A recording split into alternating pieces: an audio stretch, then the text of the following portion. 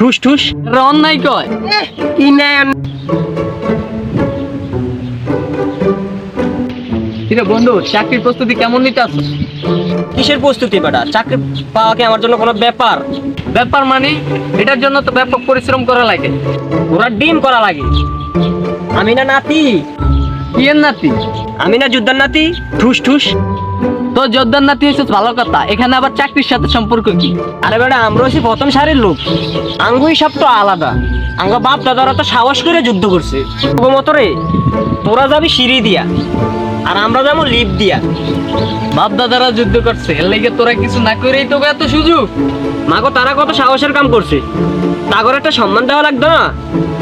আর তারা নয় সাহসের কাম করছে, এনে তুই কি করছস? আমি কি হয়েছি? আমি বেটা নাতি হয়েছি। তাইলে তারা কষ্ট করে লেখাপড়া করতে আছে, পরিশ্রম করতে আছে, তাকে কি হইব?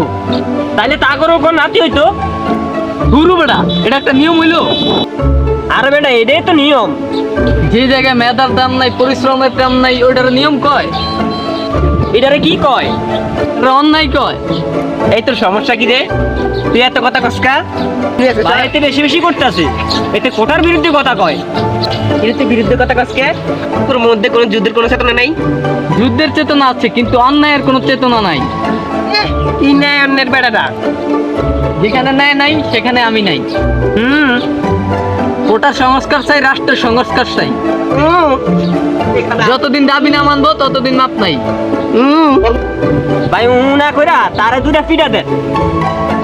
তোর কইলাম দুটা ফিটা দিমু। আমি কইলাম 4টা দিমু। 4টা। এই আয়া পরে হয় কেমন জানি ভিত্তুন